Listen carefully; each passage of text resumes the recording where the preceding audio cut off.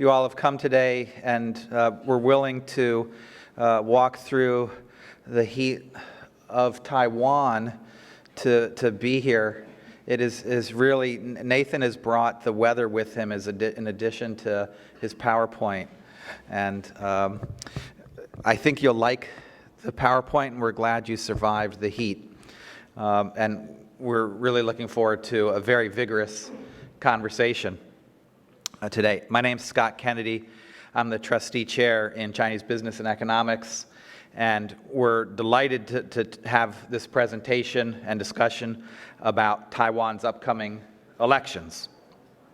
Our speaker today is Nathan Batto, who is an Associate Research Fellow at the Institute of Political Science at the Academia Sinica in Taipei. He also holds a joint appointment at the Election Studies Center at National Zhengzhou University. I first met Nathan in 2005 when I was a visiting scholar at UC San Diego, which is where he got his PhD from. And anybody who knows anything about political science and elections knows that UC San Diego's political science program is one of the best places on the planet to study elections. And so his research focuses on comparative political institutions. He has looked at electoral gender quotas, malapportionment, political dynasties, the personal vote, local factions, candidate selection mechanisms, and the relationship between constitutional systems and electoral systems. His current project, which I am really excited to see because it will have great video that comes along with it, is on parliamentary brawls. And as I understand it, he views this as one of the most democratic methods of, or demonstrations of democracy that you can find. I don't know if this is a democratic tool, but in any case, he's now going to explain that because I've just butchered what it means. He first traveled to Taiwan in 1989. During the 1990s, he was a research assistant in the Electoral Studies Center and received his MA from National Zhengzhou University in Political Science, and he returned to Taiwan in 2009. If you have a chance, in addition to looking for his academic writings, please go look at his blog on Taiwanese elections called Frozen Garlic. Absolutely fascinating. Nathan's going to give a presentation of about 30 minutes or so about politics and polling in Taiwan and where things are headed. We'll take this podium away. We'll then be joined on stage by Susan Lawrence, who I'll introduce then, who will offer initial commentary, and then we'll open up the floor to questions and discussion. So please join me in welcoming Nathan Batto.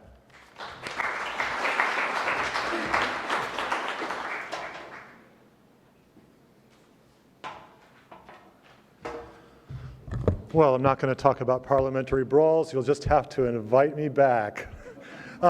Thank you to CSIS for having me out here. We have a lot to go through, so I'm going to jump right into it and try to go quickly. So let's see if I can manage that. There I am. All right, so the background, I'm sure you all know this, but the dominant issue in Taiwan has to do with China and how Taiwan relates to China. I call this the China cleavage, and it has four big facets. Has to do with your personal background, your national identity, your subjective national identity of whether you're Taiwanese or Chinese, or both, with Taiwan's future status, whether Taiwan will become independent or unify with China, and then how to manage day-to-day relations with China. And those are not quite the same thing, but they're highly intertwined, and how you answer those questions fundamentally shapes most of your political orientations in Taiwan, and it organizes the party system. This isn't the only thing that matters in Taiwan. It's an exaggeration to say that every political question comes down to this China cleavage, but it is the single most important thing, and it shapes all your political attitudes. Of those four facets, I think that, there's the pointer. Is that the pointer? I think that the second one is probably the most important, your subjective national identity. And if you've ever been to Taiwan, you've probably seen this chart from the Election Studies Center of trends since the early 1990s of your national identity.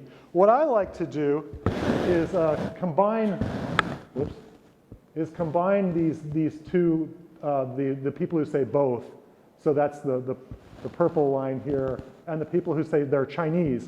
And I like to combine them and see, whoops, all right, I messed it up.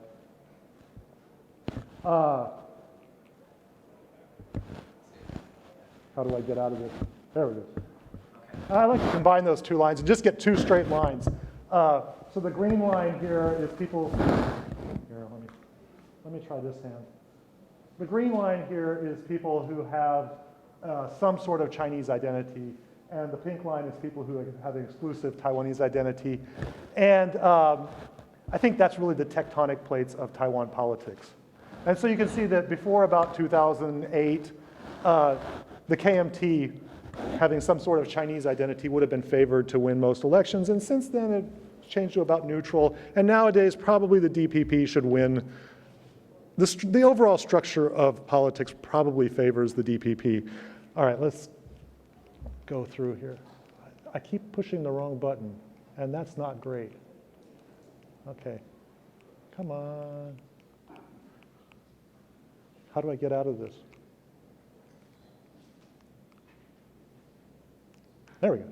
So in the 2018 elections, the KMT had a smashing victories. These are local elections, and as you probably all know, that was unusual. So if we look back at past elections, in previous years, if these are the mayoral and presidential elections, the KMT's had a, wrong one.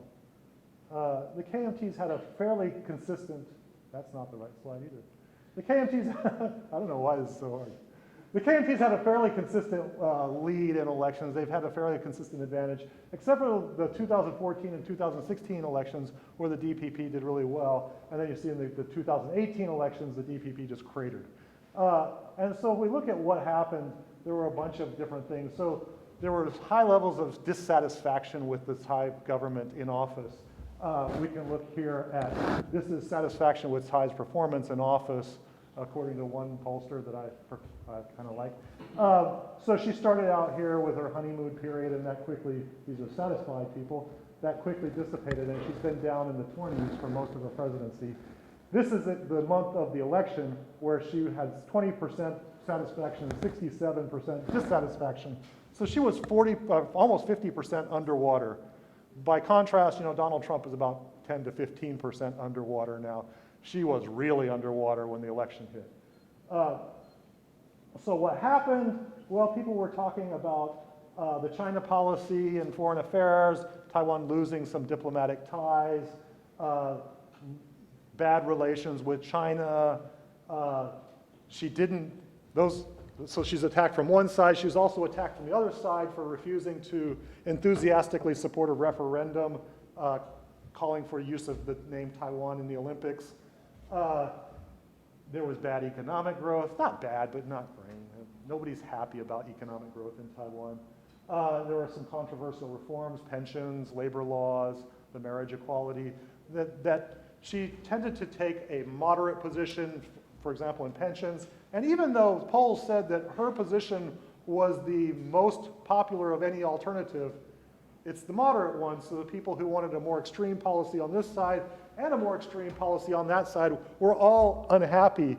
And instead of her standing up and saying, we did this very difficult thing and we passed the most popular package, and gosh, I'm a good politician, she apologized and said, I know it's not popular, and I'm asking everybody to forgive us for, or to let it slide that we're not doing the perfect thing.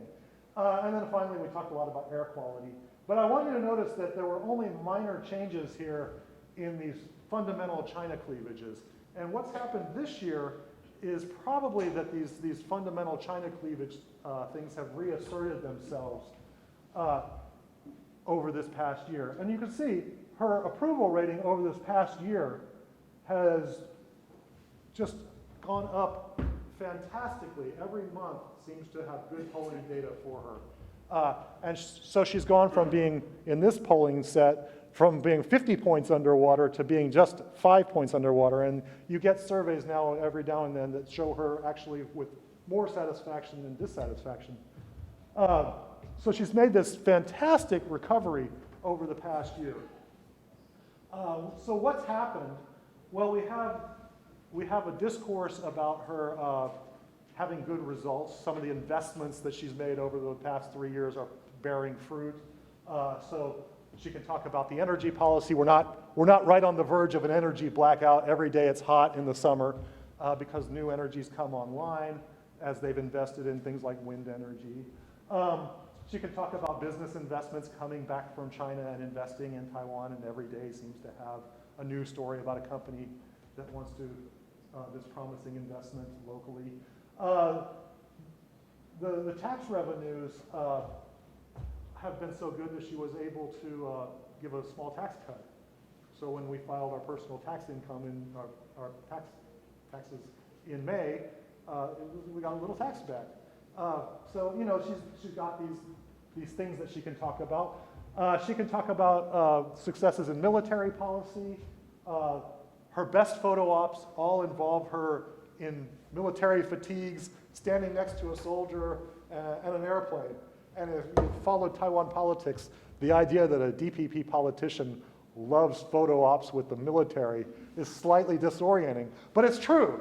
Her best photo ops all come for military things. She's been talking a lot about doing domestic production of military hardware, and this year they increased the military budget by, I think 8%, by a fairly large amount. She won the fight on marriage equality in May. Though marriage equality is not popular, but it is popular with young people. And you see young people's support for her going up, skyrocketing in May and June. The other thing that winning that fight did was it reestablished her authority within the party. At the beginning of the year, she looked like a lame duck who was on her way out. This fight, winning this fight, telling the DPP to step in line and follow her, reasserted her authority as the unquestioned leader of the party.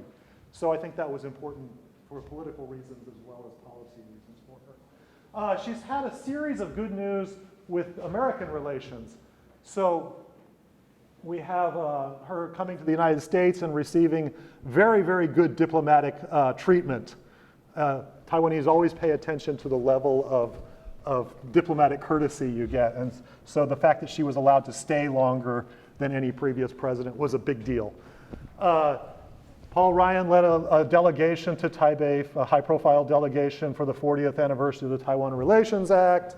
There was a face-to-face meeting in the White House between David Lee and John Bolton, which is very, very high, something that is unprecedented. They renamed an office to call it the Taiwan Council for U.S. Affairs, changing it from some alphabet soup thing. We had 2 major arms sales, and we've had several Navy ships sail through the Taiwan Straits. So she's had a lot of good news coming out of American relations. And when the KMT says our relations with China are terrible and we're losing diplomatic allies, she can respond and say, yes, but the most important relationship, the one with the US, is the best now that it's been for 50 years. And she can do that convincingly with this series of good news. And then, of course, there's Hong Kong, which I think has probably reframed the choice. And we're not thinking about air quality, and we're not thinking about energy policy, and we're thinking about more fundamental things like sovereignty and the continued existence of Taiwan and democracy. And it's drawing it back to that fundamental, those tectonic plates, back to the China cleavage issue. That's the DPP side. That's not the interesting part of this. So you can see over the past six months, this is from my blog. I'm doing a aggregated polls, so kind of a poll of polls. And you can see that Kuo-yu started here. This is May. The KMT started winning, and he's basically tailed off consistently. You can ignore these 2 bumps here. These are post-nomination bounces that were probably temporary and don't matter. And then Tsai Ing-wen's consistently gone up. So they've gone from being probably counting down to the KMT taking power to today, probably the DPP more or less online to retain power, although it's not a certain thing, but she's in a much, much better shape now than she was 6 months ago. And there's another poll that says the same thing. Let's go to the KMT. So as you all know, the KMT's fundamental political appeal is that the KMT wants to deal with China, integrate the Taiwanese economy with the Chinese economy, and thereby get rich. And to do that, you have to be willing to sit down with the Chinese government, or the Chinese government has to be willing to sit down with you in the same room and negotiate out like investment guarantees and things like that, formal things. So China has a veto over the KMT's basic strategy. Now, to get China to agree to do that, you have to say the magic words. And the magic words that the KMT came up with are the 1992 consensus. So one China, each side with its own interpretation. The 1992 consensus is a contradiction. It is a fundamental contradiction. Because the first half, one China, promises to China that there will be political consequences, that Taiwan will eventually move towards some sort of unification. The second half, each side with its own interpretation, promises to the people of Taiwan, don't worry about that first half. There's an ROC, there's always been an ROC, there's going to continue to be an ROC. No political consequences. You can just get rich. So there is a tension between those 2 halves. Are there consequences or are there not political consequences? And China spent the last 10 years nudging the KMT, trying to pull it bit by bit towards having a little bit more political consequences. So this is becoming harder and harder to sell to the Taiwan electorate as the KMT gets nudged in a more one China direction and in a less each side with its own interpretation direction. There are other problems with this. China's changing. The China today of Xi Jinping is not the same as the China of Hu Jintao. It's politically a little bit scarier, a little bit more demanding. It's not growing as fast, so it's not as attractive. The Ma era experience eroded some of that ambiguity because we actually had concrete experience with it, and we had the Sunflower Movement, which was, at least in my interpretation, a reaction against those political consequences. And so the KMT seems committed to continuing on, at least through this election cycle, with the 92 consensus as their basic appeal. They've played around with some, various people at various times have suggested some alterations with a more one China each side, or both sides with the same interpretation, or talking about a peace agreement. But the 92 consensus is still their golden ticket in their mind. So let's talk about Han Kuo-yu. And I want to talk about this in 3 acts.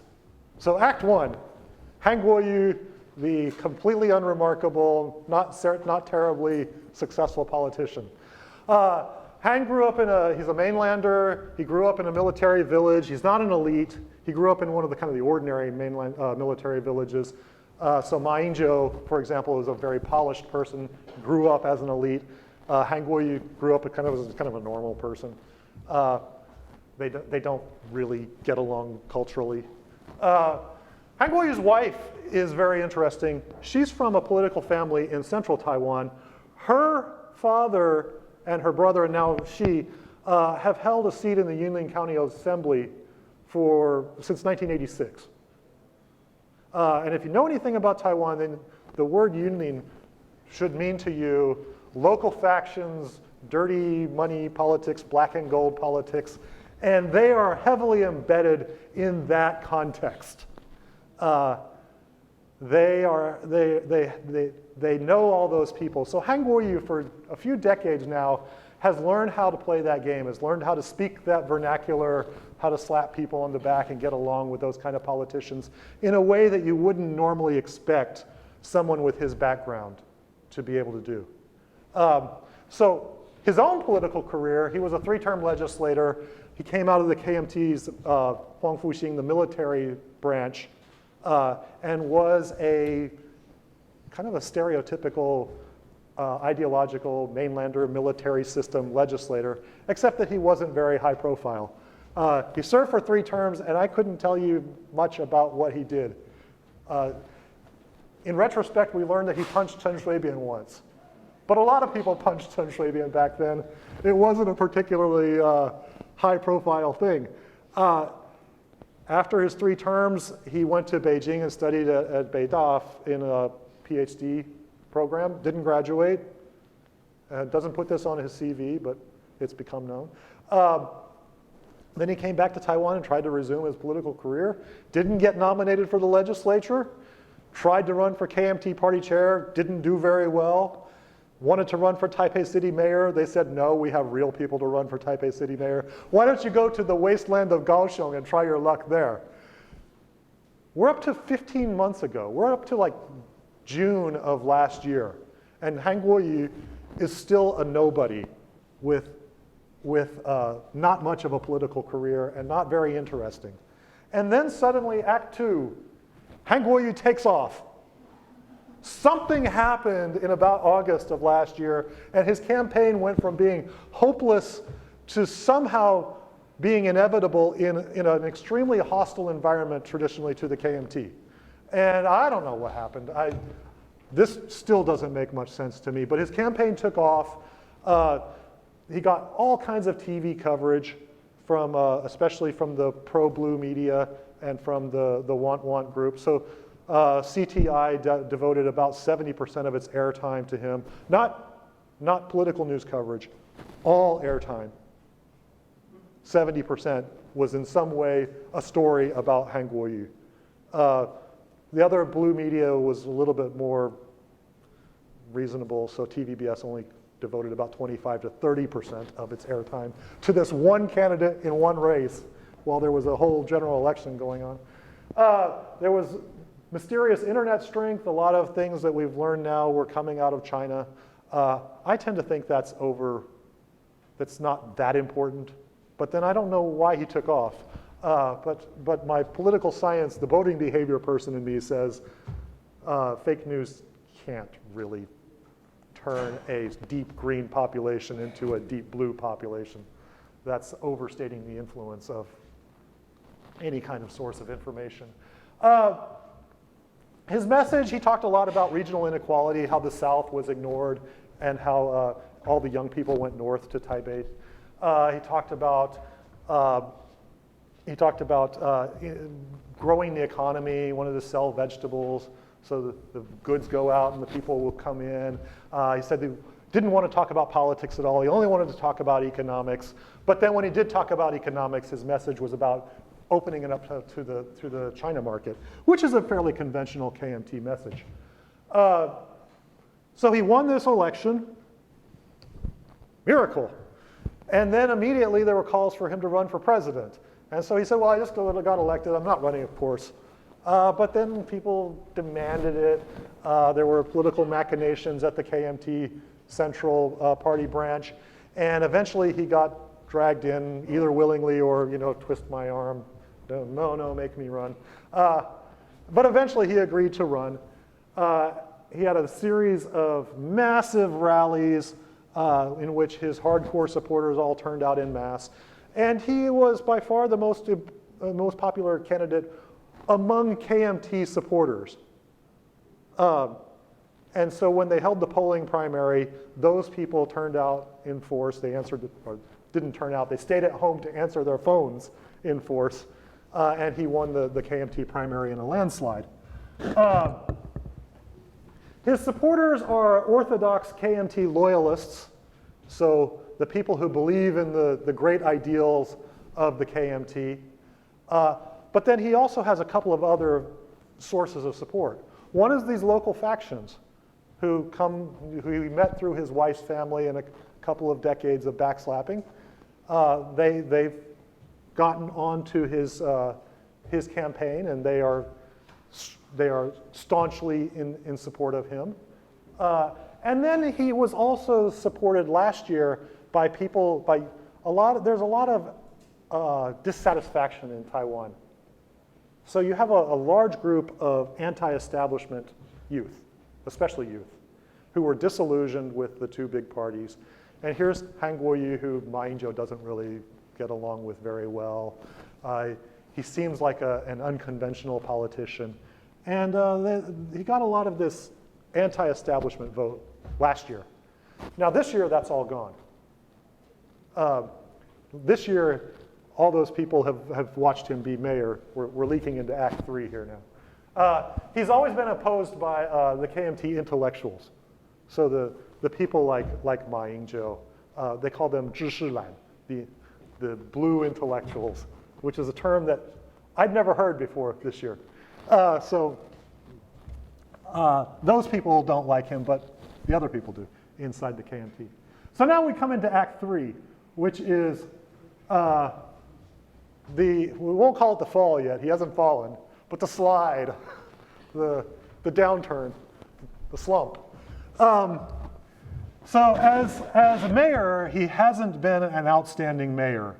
He's been worrying about all kinds of different things that have happened, or I guess he's been ignoring all the different things that have happened. So there was an outbreak of dengue fever, and he was off campaigning. There was a heavy rainstorm, and instead of overseeing the flood relief, he was off holding a rally. There are rumors that he sleeps late, doesn't enter the office until noon every day, which they say, how are you going to be president if you don't get up until noon? So there are these stories. Other people have accused him of drinking and gambling and womanizing, and he said, hey, I don't drink and gamble anymore. So he hasn't helped in some of these ways.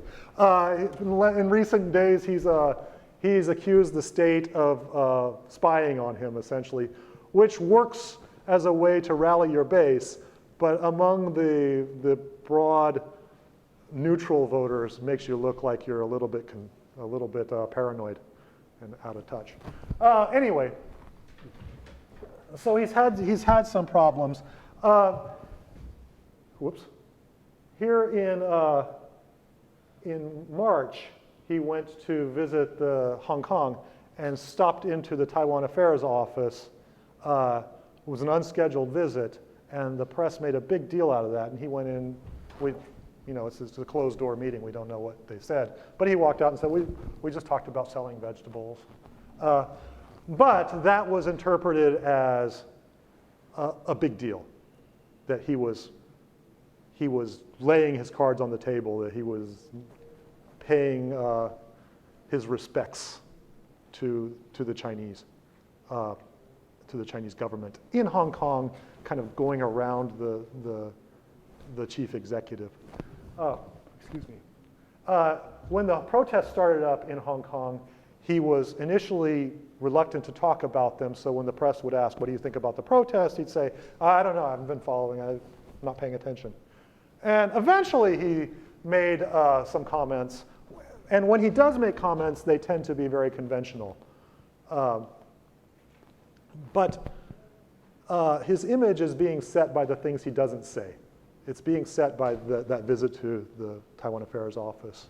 And his image is that he is a much more pro-China politician than the KMT mainstream, maybe. So here's trust in Han Kuo-yu, trust in what he says. And you can see at the end of last year, he had pretty high levels of trust, over 50% trusted him. And here by the summer, he's down to 30% in an August poll. You can see that's falling. He has generally very high negatives. If you look at all the major political figures, his polling negative numbers are higher than everybody else's. Here's the same thing, but this is only Kaohsiung residents, and it's only the second half of that. So The earliest thing is in May here, whereas that one went back to last November. And this is trust and satisfaction with his performance. And they show the same thing. He's had a big decline in his numbers. Let's talk about some of the things he said. So when he went to Shenzhen after that Hong Kong trip, he then went into China. And he said, the 1992 consensus is the magical needle that stabilizes the sea. Very poetic. Not leaving our standard rhetoric, but he's saying it in a more colorful way. After he finally made a comment on the Hong Kong, he was forced to say something about the Hong Kong protest. And so he said, currently for the Republic of China area, we absolutely cannot accept the one country, two systems arrangement used in Hong Kong and Macau. This is a huge mistake. In standard KMT rhetoric, there is no such thing as the Republic of China area, right?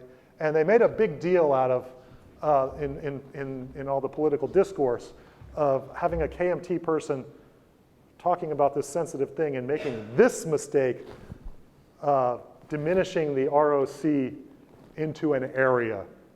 You can talk about the Taiwan area and the mainland area, but you can never talk about the ROC area, not in official KMT discourse. But, so this is seen as something where he said, well, it's just a slip of the tongue. Of course I didn't mean to say that. Everybody else said, well, isn't that convenient, right? So this is one of the things that's shaped his image. And then finally, a couple of weeks later, he had this massive political rally where he stood up and said, Taiwan can never accept one country, two systems unless it is over my dead body. My dead body in English, the rest of it in Chinese. So he said, over my dead body. And this is typical Han Kuo-yu, right? He doesn't want to say anything, he doesn't want to say anything. But when he finally gets time to say something in political rhetoric, he goes overboard and says it really, really strongly. Which leads some people to say, oh yeah, of course, he was always that way. And other people to say, I don't believe a word he says, right? And then we have this quote, which I think embodies the difficulty of figuring out exactly what he says. So the Liberty Times, he sat down for an exclusive interview with them, and they did a full-page thing on him. And they asked him a fairly easy question. If you're elected president, how would you conduct cross-strait relations? And this is my translation. Or actually, no, this is in the Taipei Times. They translated it for me. He said, I've reiterated the 4 points time and time again and very clearly. Defend the Republic of China, reject one country, two systems, love freedom and democracy, stand with peace and prosperity. These points are profound. The roles for the hearts, brains, hands, and feet of 23 million Taiwanese need to be clearly defined. The feet are our democracy and freedoms that must stand firm. The hands are for shaking with people from every ethnic group, nation, and class. The hearts are for knowing that the Taiwanese economy is in a hard place and a lot of people are suffering. The brains are for finding every possible chance of growth for Taiwan. Once we know these roles, we will be confident in our freedoms and democracy. Even if we shake hands with North Korea's Kim Jong-un, that does not mean Taiwan is developing atomic bombs. We should be confident in the strength of our feet, which are our freedoms and democracy, and be brave and fearless. Let me just reiterate. This is very clear. What he means there is, and this is it's hard to figure out exactly what Han Kuo-yu is by what he says, because I have no idea what any of that means. He's a charismatic guy. All right, let's move on to the third contender here. So Terry Guo Taiming, who is either running or not running. He seems about 95% sure to run. He's the chair of Foxconn. He's a billionaire. He ran in the KMT primary and lost to Han Kuo-yu.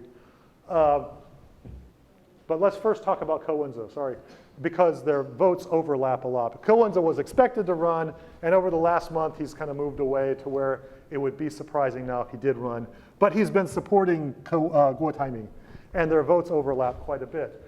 The important thing to know about him is that Ke's support is heavily concentrated among young voters and these anti-establishment people, people who are fed up with the blue and the green and the corrupt party politicians as they see it, who actually run the country.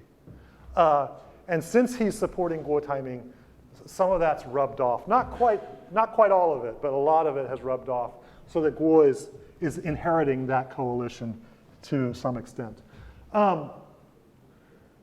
Let's skip that.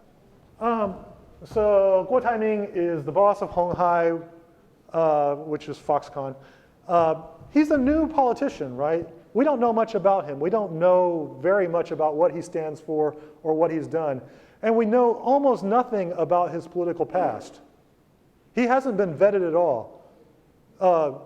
Taiwan's been vetted thoroughly. This is her third presidential race. Han Kuo-yu's run a little bit. We know a little bit about his past, but there could well be a scandal that emerges from his past. We don't know anything about Terry Guo and his political past. Is there a scandal in his past? Who the heck knows? What has he said in China? Who the heck knows? What deals has he made? We don't know. He's a totally, not totally, but very, very unknown quantity. So he talks a lot about, because he's a billionaire, he understands the economy and he's going to revitalize the economy. And he talks a lot about things like artificial intelligence and free childcare, but doesn't actually talk too much about his policies. He is doing pretty well in the polls, so it is a three-way, in the three-way race, he's not out of it. He's not doing great, but he's not certainly a viable candidate. When he first came out, one of his first things was to talk about the relationship with the USA, and he positioned himself as a skeptic of the Taiwan relationship with the USA. So this is from back in April. On national defense, we can't rely on the USA. After all, which country that has relied on the USA for defense has ever achieved real security? National defense relies on peace, not other people. The USA is constantly fooling us with old weapons. Instead of buying American weapons, Taiwan should invest in the American economy and acquire advanced technology. That's one of the most anti-American statements I've heard. And he's walked away from this a bit in past months, in the intervening months. But that staked out a position that was a little bit unusual in Taiwan politics. And then he stormed out of a meeting, out of an event for the Taiwan relationship 40th anniversary event, and because they wouldn't answer his question, kind of the American officials there lost face. And he did it on purpose to set them up as kind of a populist move. So this last quote on the trade war, Taiwan is becoming a front in the struggle between the two great powers. Favoring any side could lead Taiwan into great danger, right? So this is also suggesting they should find some sort of neutral position. And as I said, in the last few months, he's walked away from this. He's talked about things like, I lived in the United States for 11 years. Of course, I love the United States. But he hasn't really walked away from any of those positions formally. On One China, this is an astounding statement. His first statement was about the 92 consensus. And think about the differences between this statement and the original formulation of the 92 consensus. I will not say 1992 consensus, those words. I will talk about the 1992 consensus, one China, each side with its own interpretation. Under the framework of one Chinese ethnicity, there is one ROC and one PRC. This is what I insist upon. That is not a political one China. That is not a political one China. That is an ethnic one China, which is very, very far from what China thinks one China means. And in fact, in the second part, he says actually two Chinas. They share sovereignty, which is not one side with each with its own interpretation, where they say the ROC has the sovereignty over all of China, or the PRC has the sovereignty over all of China. This is a two Chinas, that they exist simultaneously. And so he was criticized for this, and then the next time he talked about it, he didn't repudiate that statement, but the next time he talked about it in the KMT presidential debate, he said, the most important part of the 1992 consensus is each side with its own interpretation. Without that, there is no consensus. Well, China disallowed each side with its own interpretation in its official media. They don't want to hear about that part. And here Kuo is saying that's the only important part.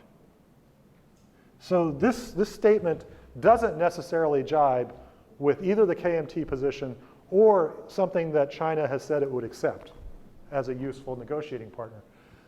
But Kuo insists that he's going to be able to revitalize the economy by dealing with China.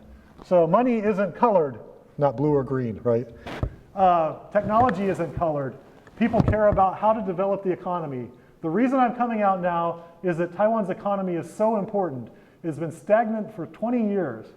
And then in this quote, he went on to talk about, he directly said he wants to break through the blue and green and revitalize Taiwan's economy. He also pointed out that because the two parties had rotated power and they governed according to ideology and not according to economic development, the two parties had not concentrated on developing Taiwan, which had created 20 years of stagnation. I will only talk about the economy. I won't talk at all about politics. So in that statement, ideology, which is talking about the relationship with China, leads directly to bad economic development. Cohen's has argued that ideology leads to corruption. So in this centrist discourse, they want to get rid of that. But then how are you going to deal with Taiwan if you don't have if you're not willing to talk about quote unquote ideology? This is something he's going to have to deal with, and it's difficult. So to wrap up, let's talk about the basic contours of the election. So the DPP is steady, familiar. Tsai Ing-wen's not very inspirational, but she's on track, it looks to me like. She's stronger on maintaining sovereignty, weaker when she's talking about domestic politics. But the underlying framework, the underlying identity framework of Taiwan politics probably favors the DPP right now. And so her job is to get everybody back to those basic two lines. She's already made a remarkable comeback in this race, going from being a walking lame duck to being on track for re-election. It's a remarkable transition. The KMT has a charismatic candidate, but he inspires intense support, intense loyalty, and also pretty intense opposition. He's got a very high floor, but apparently a pretty low ceiling. It doesn't seem like he's going to be able to open up new groups of people who are going to vote for him. He will try to talk about economics and ignore the China problem, but the international context might make that difficult. It's always, in a presidential election, it's always hard to ignore talking about China. He hasn't consolidated the KMT base yet. There are still some KMT sympathizers who aren't sure and might be leaning towards Kuo or just not voting. And he's very weak among independents and young voters. Kuo is completely undefined and unvetted. He has lots of money, but he doesn't have any kind of organization or any kind of party support. So in things like getting out the vote or having big networks of people locally to make sure that his events are going well or that he's getting his message down to the lowest levels, we don't know how that's going to work. He has a very unwieldy coalition of people, some blue people, some green people, who are projecting things on him, and as his campaign is defined, it might be hard to hold that coalition together. He'll want to talk about economics while arguing against ideology, but that will be difficult, and especially if China decides to weigh in and signal that this discourse is acceptable or not acceptable. And there's a hint in the last couple of days, one of his companies got delisted in I don't know if it's not delisted, but you can't buy Hong Kong Foxconn shares anymore in Shanghai. And so that may have been a message or it may not. But we're trying to read the tea leaves from what China means, what China thinks about him. And if China sends a signal, a clear signal, then it might affect his appeal. And then I just want you to remember that three-way races are inherently unstable. We will be talking about strategic voting, or as Taiwanese say, dump and save. So abandoning this candidate and voting for your second favorite candidate. We'll be talking about that a lot over the next 4 months. All right, I'm over time. I've got to stop.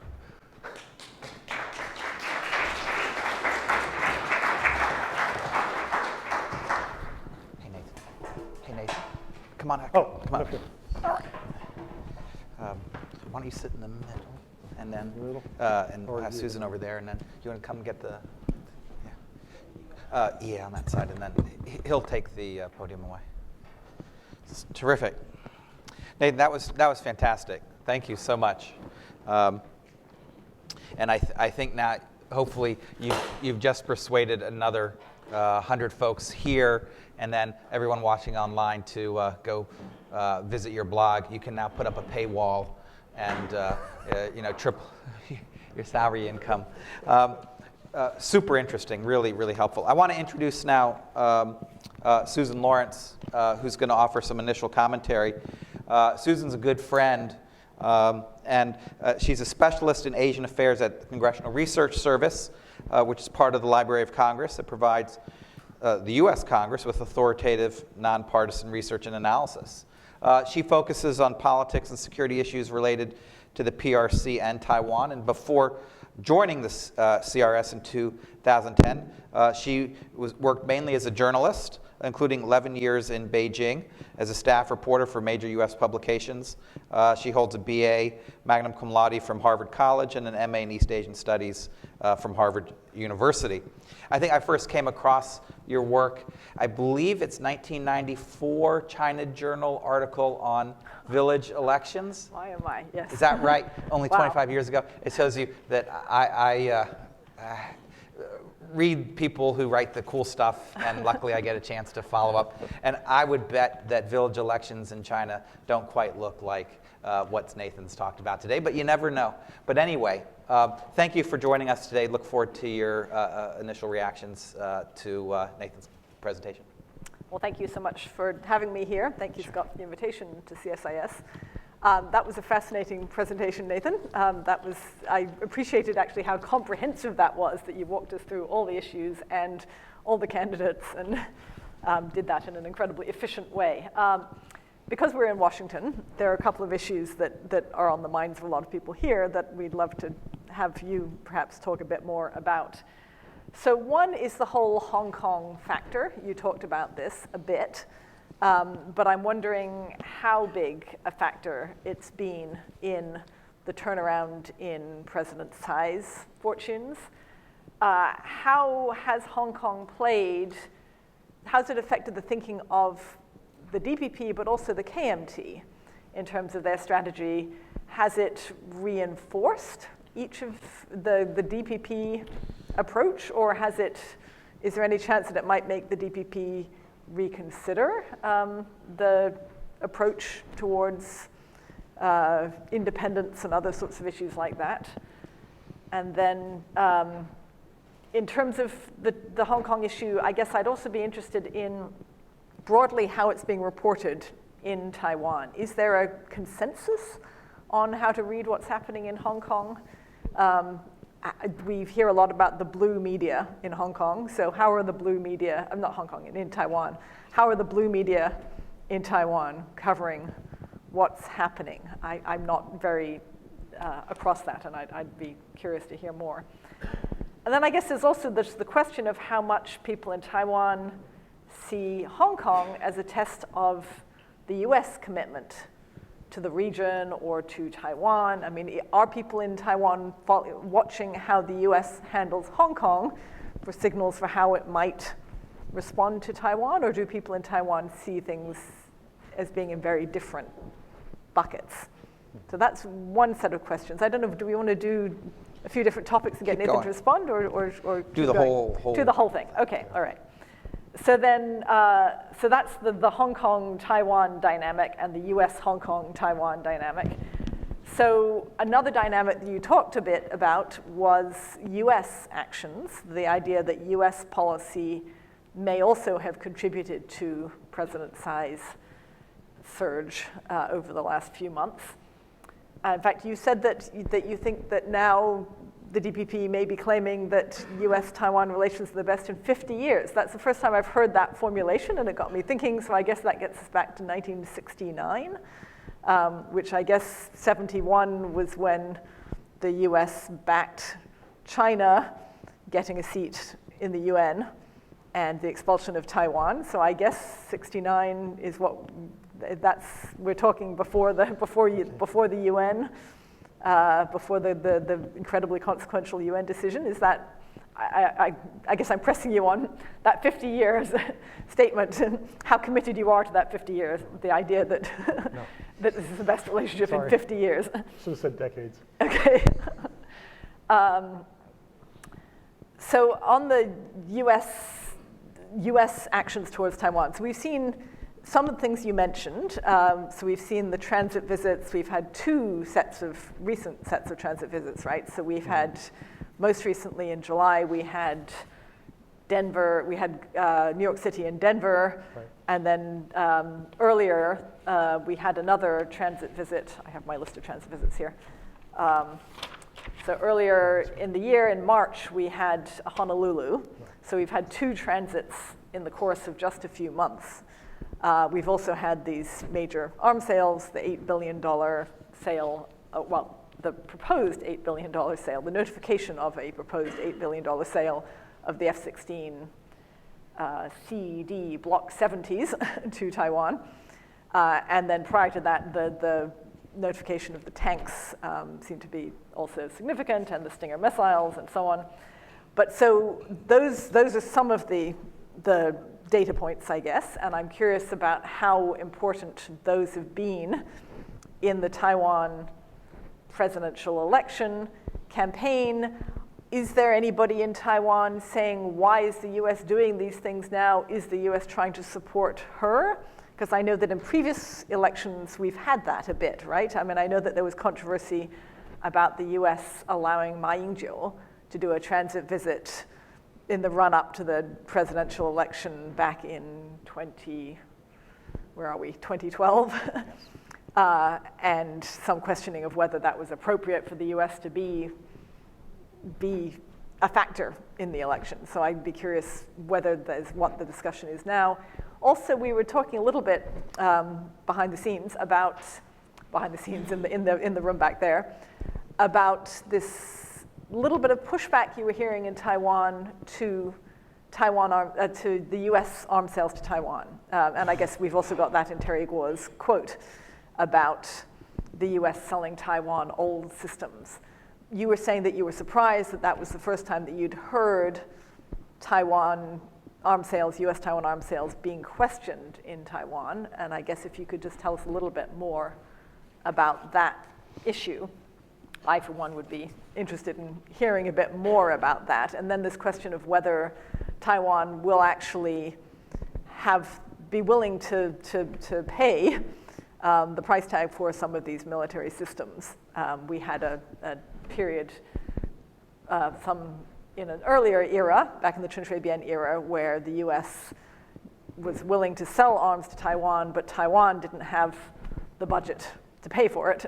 Or legislators weren't willing to approve the budget to pay for it. So I'm just, again, on these most recent arms sales, what's the situation there? But particularly that question of whether you were mentioning that there are people in Taiwan beginning to question a little bit US arms sales. And it's been such a, I think, standard part of US policy here that the Taiwan Relations Act says that the US will sell arms of defensive nature to Taiwan. And there isn't much awareness here of a controversy, a debate in Taiwan about whether that's such a good idea. So I'd be curious if you can tell us a bit more about what you were saying on that point. Other US actions which seem from here to be sort of significant, but I wonder if they've had traction there.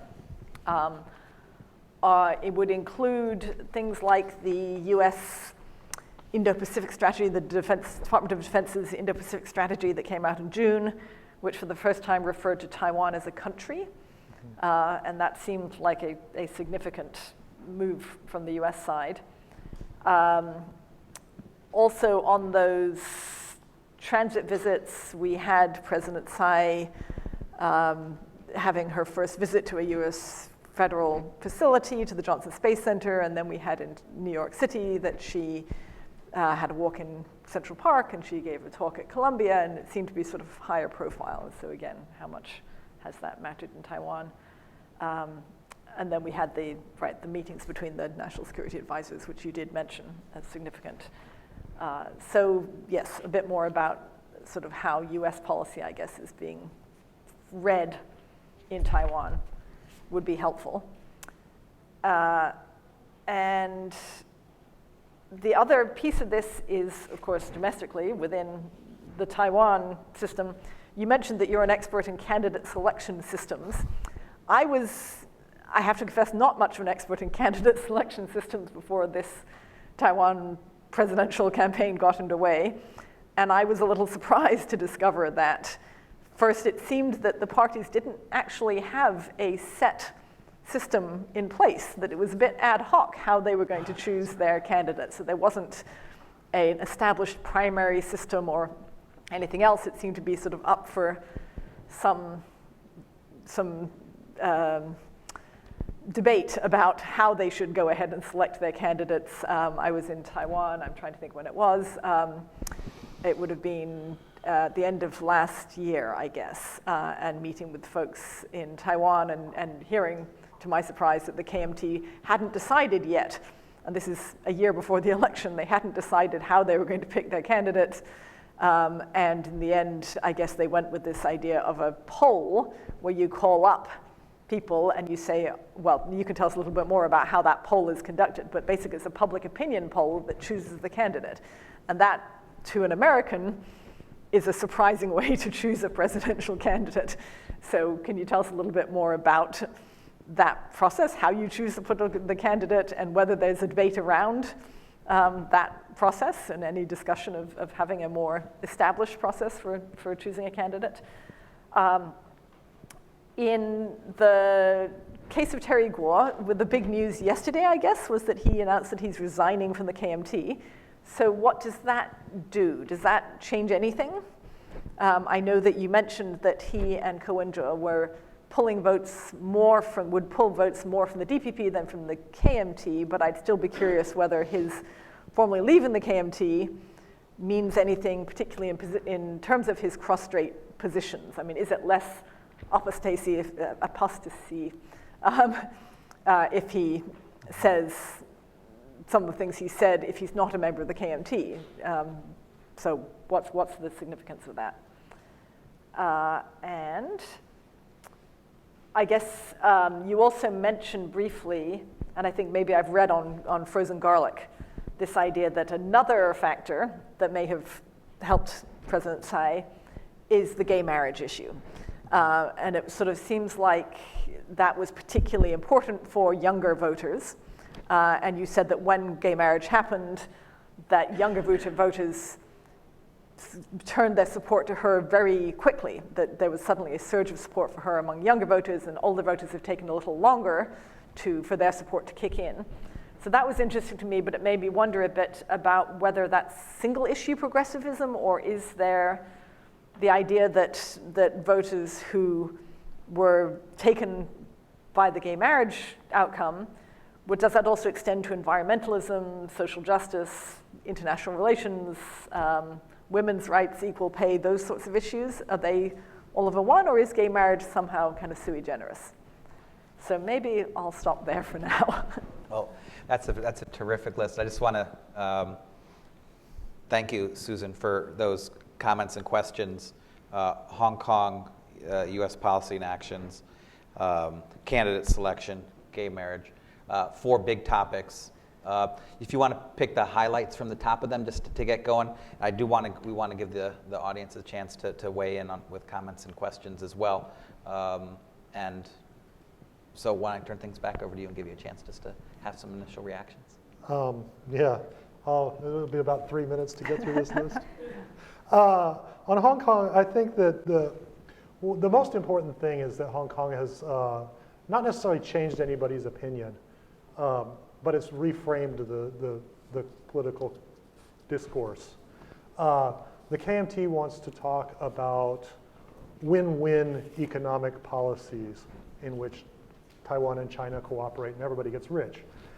It's a lot harder to make that argument when Hong Kong is in the middle of turmoil. Hong Kong is the quintessential win-win case. And Hong Kong apparently doesn't think it's working out very well. So that makes it a lot harder to make that kind of argument. And it also focuses attention on the demands that China makes, and that China is making demands on Hong Kong, and then by extension on Taiwan. I don't think that either party is really reevaluating its own positions.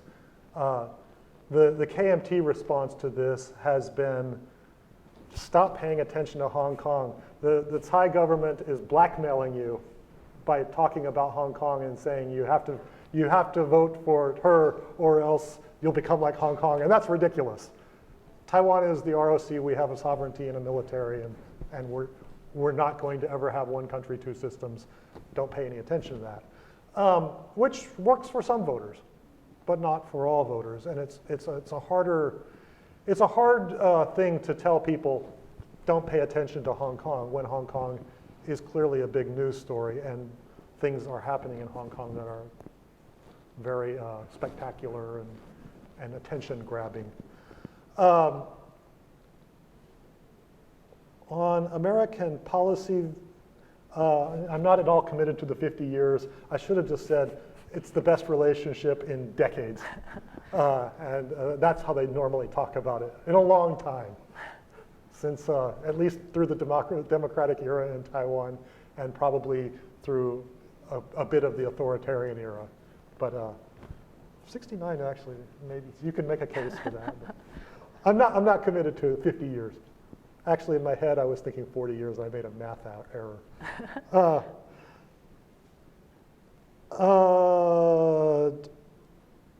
Pushback on, so there has been some pushback in Taiwan on arms sales and accusations that the United States is getting a little bit involved in the election. And a lot of those things that, one of the reasons that Terry Kuo made those comments about and kind of embarrassing the American delegation that came is he was not directly accusing them, but kind of indirectly accusing them of supporting the Thai government.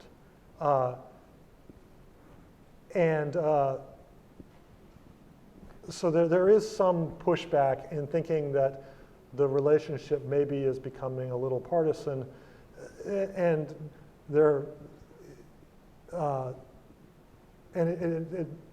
blame to be assessed or credit on the Americans who have upgraded relationships with Taiwan, and that's redounded to the current government.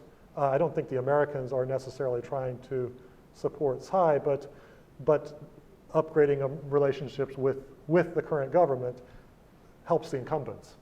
But also the assumption, for as long as I can remember in Taiwan, the assumption among mainstream politicians from every political stripe has been that Taiwan should have as close a relationship as possible with the United States. And we're starting to see people on not necessarily the mainstream KMT, but some of the fringes of the KMT question that assumption and suggest that Taiwan should find a more neutral position between China and the United States, or questioning the American sincerity, the commitment, maybe saying Taiwan's hopeless. In the long run, we probably need to shift towards China. I wouldn't say this is a partisan question or a partisan assumption in Taiwan yet.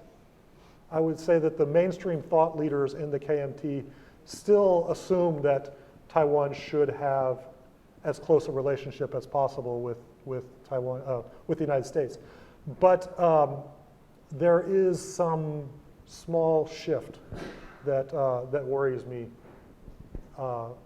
and it's something I will keep an eye on as things develop in future years.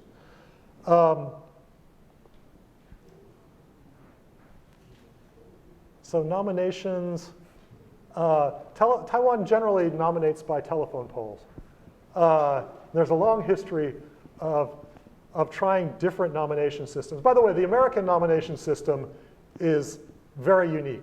Very few countries around the world hold a separate election day in which the state gets involved and runs your intra-party nominations. In most countries, nominations are something that parties do internally, and the state just doesn't get involved. We've been trying in Taiwan for well over 2 decades to come up with a good nomination system, and it's always tweaked, and there are always problems. Polls started to be used widely in the early 2000s. So for legislative elections and other elections. Tsai was nominated in 2012 in a contested polling primary in which they called up. She won by 1%. This is the best mechanism we have so far of balancing the extreme partisans' views with the general public in the effort to nominate somebody who is acceptable and can actually win the election, is acceptable to the broader electorate. But it still does privilege the people who the fundamentalists, party loyalists like. And there's continued debate about whether this is an appropriate system. The rules, both parties have always wanted to keep the rules as open as possible in order to preserve as much flexibility as possible. And so one of the things about this year's presidential election that's very unusual is how late we are in determining the lineup of candidates. The DPP nominated in June, the KMT nominated in late July, and the third candidate still isn't for sure. And there are still a couple of other candidates who might get in or not. 4 years ago, Tsai Ing-wen was nominated in December of the year before, 14 months before the election. In 2012, I think both sides had their candidates set by May or a lot earlier in the calendar. And so the nomination system this year hasn't worked very smoothly. It's been controversial on both sides, and I'm sure it's something that both sides will debate in the next round and in evaluating how this election played out and whether the nomination system was a disaster that helped create somebody's loss. And Terry Guo Terry pulling out Guo, of the KMT? I don't think that's a big news story, leaving the KMT. I think it's tomorrow, either tomorrow or the 16th. Tomorrow is Mid-Autumn Festival, so he might have a Mid-Autumn Festival uprising tomorrow and announce his candidacy. Or I've heard people say that the 16th is a good day for feng shui. The 17th is his deadline, so he has to announce sometime pretty soon. That'll be a much bigger news story.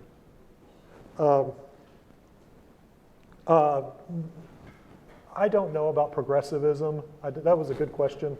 I don't really have a good answer. I will say on marriage equality, if you look at the age breakout and support for Tsai Ing-wen, in May and June, so the marriage equality bill was passed in May 17th. The May and June numbers among the 20 to 29-year-olds skyrocket, and then they've been pretty stable since June, whereas everybody else has slowly caught up to that.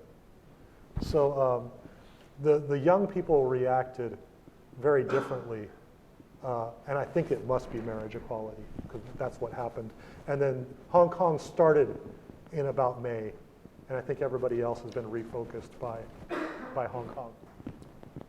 Terrific, terrific. Excellent comments, fantastic questions. Good summary of some key points. Why don't we collect several comments or questions from the audience, and then again, we'll go back to you, and maybe I'll throw one or two on as well. So we'll go to the third row here, this gentleman. Wait for the mic. If you would identify yourself and your institution, and if you could keep your questions relatively brief, that'd be great. Hi, I'm Dave Keegan, retired State Department teaching Taiwan and China at SAIS.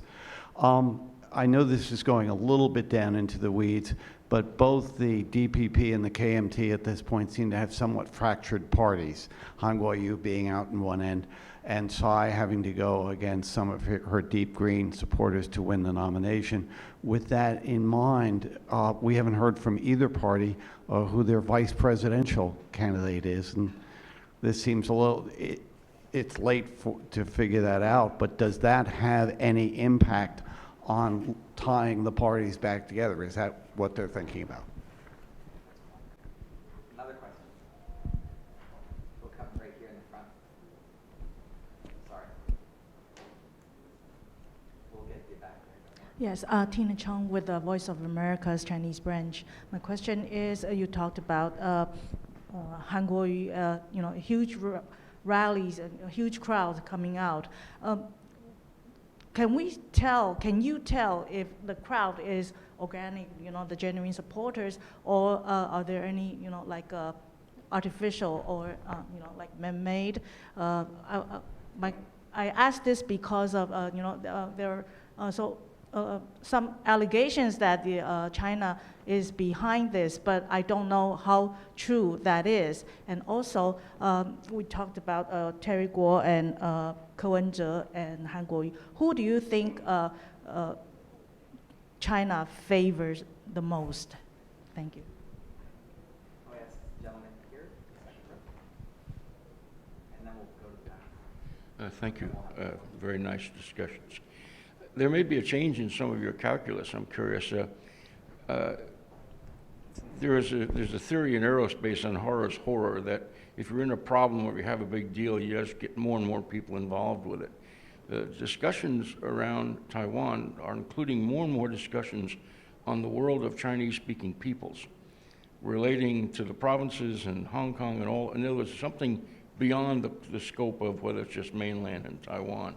I'm wondering if there's an impact there somewhere, that the capability of the financial or economic assimilations and the amount of trade going on between, that when you start talking about all of the Chinese peoples, and I take this from the Turks in the Eastern republics, where they want to broaden this thing out so that more and more people suddenly become engaged. You get more participants, more stakeholders.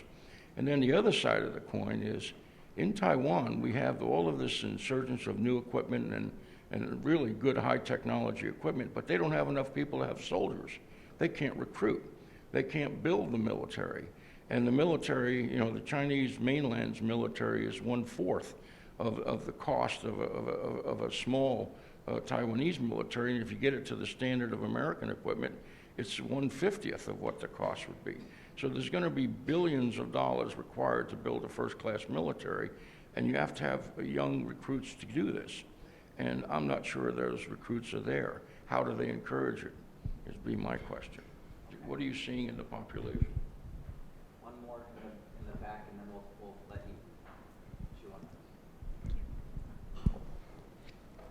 Hi, my name is Miranda Labash, and I'm with the Department of Defense. I think I heard an earlier comment, you dismissed the ability of China to influence elections in Taiwan, but maybe I've misinterpreted that. But if we suspend that assumption and instead assume that China will attempt to influence Taiwan elections, they can and they will.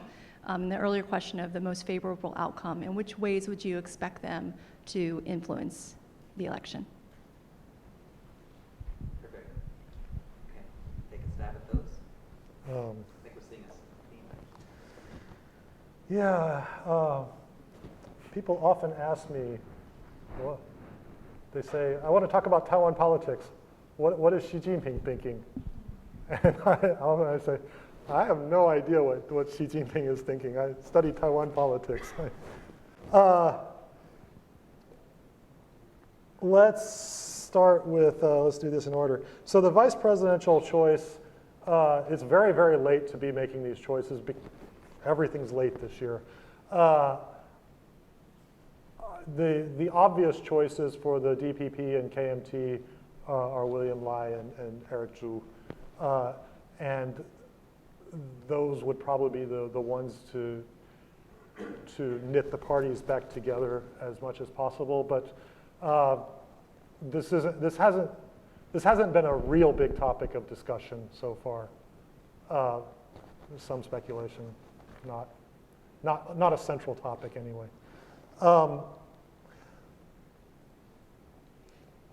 On the crowds, on the Han crowds being organic or mobilized, so when we talk about mobilized crowds in Taiwan, we usually talk about buses. And there are lots of buses to these rallies. That doesn't mean that those are insincere people.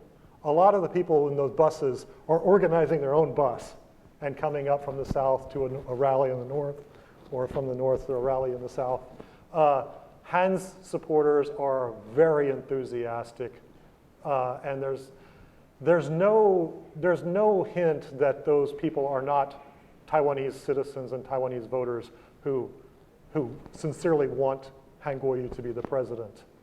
So they might be organized by their local politicians to get into a bus and come as a group, but that doesn't mean that they are in any way illegitimate participants in those rallies. Who does China favor? I would assume China favors somebody who supports one China.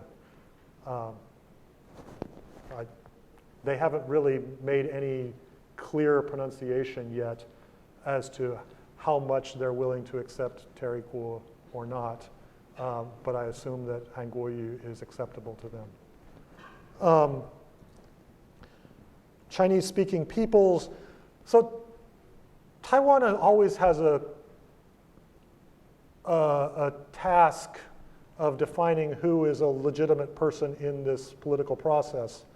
And over the last 20 years, I think that Taiwan has come to a consensus that the people who legitimately have a say in Taiwanese politics are the 23 million formal citizens of Taiwan, not anybody who speaks Chinese, not the citizens of the PRC or citizens of Singapore who speak Chinese, or citizens of Indonesia who speak Chinese, or citizens of the United States who speak Chinese, unless those people hold an ROC passport.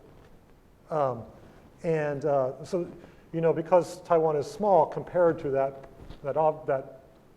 potential Chinese-speaking population, it's almost a defensive mechanism to say these are the legitimate participants in Taiwan political discourse, and everybody else is an outsider in some way. Military recruitment is a topic of discussion, not a top-line topic, but it's one of the low-level grumbling topics. And there is some discussion about whether Taiwan needs to go back to a universal conscription model. So they changed about 10 years ago and transitioned to a voluntary force.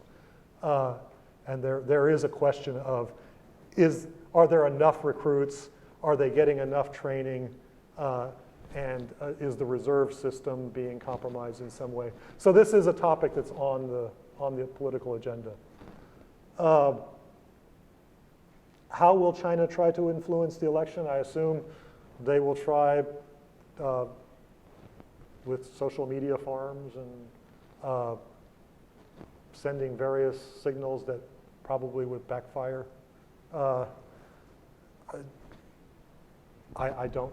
really don't have much insight on how China will try to influence elections. They tried in the 2012 election, they tried to buy off a village in southern Taiwan by offering to buy all the milkfish it was an aquaculture town, And so they offered to buy all the milkfish from this one town. And I looked at the election results and compared them to previous years and the towns around them, and no effect at all. So they'll try other things and see if they can come up with something that works better. Let me ask you about sort of a broader theme to what you've been talking about. You mentioned the tectonic plates of Taiwanese politics being the relationship vis-a-vis China. And it seems to me you just described candidates and a set of issues that don't fall naturally between deep green at one end and deep blue at the other with a single spectrum. That these are people with complicated backgrounds that are talking about a whole variety of different issues.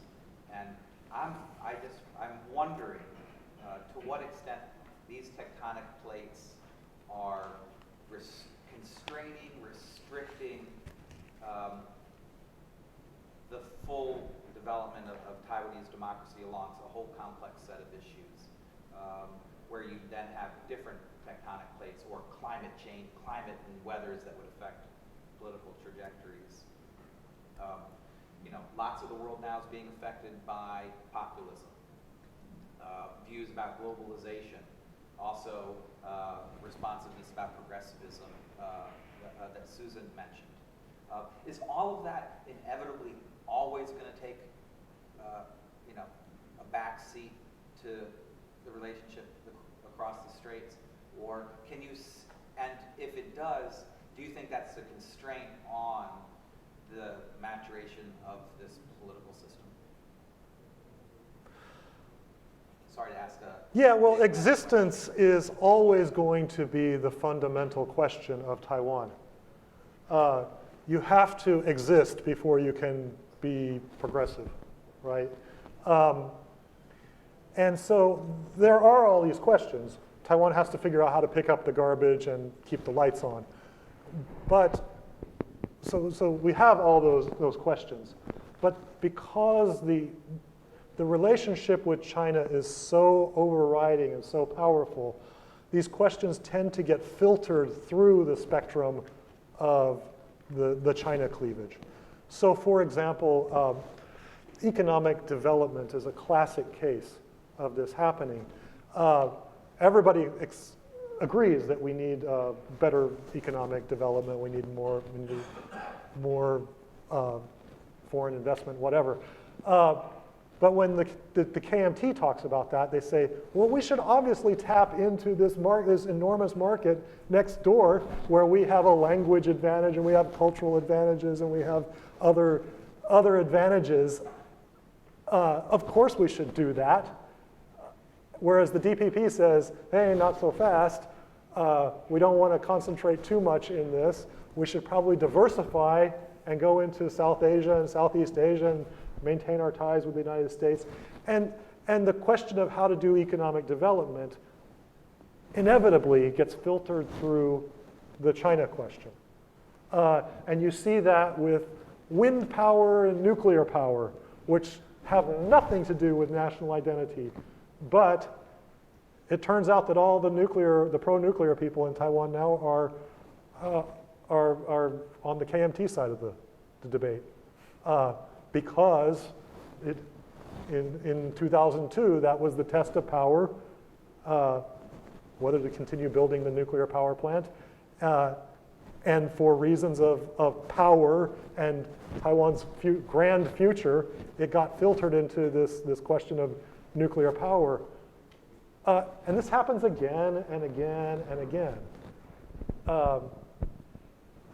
And Taiwan is never going to be a normal country democracy until the question with relations with China is somehow normalized.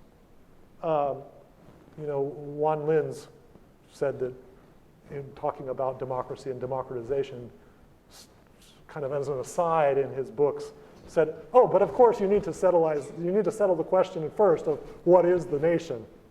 Well, Taiwan hasn't settled that, and it can't in the current context. And so everything is going to be, in some way or another, shaped and constrained by this grand existential question. Makes sense, makes sense. Susan, let me turn last to you for a final word. You work for the Congressional Research Service. If you would have to write a report to members of Congress about Taiwan and the upcoming elections, based on what you've heard today, what do you think the take-home message is that you need to convey? And I'm struck by these points about the fact that the process is unfolding so late and that we have candidates who maybe haven't had a lot of vetting so far, that maybe are getting their vetting only now, and so we may see some, we don't really know what we're going to see in the next coming months. I guess that there's fluidity in this situation. Terrific, terrific. Well, that means that we all ought to be paying close attention for the next few months, and it means we ought to be following Nathan and his work in addition to looking at the media in Taiwan.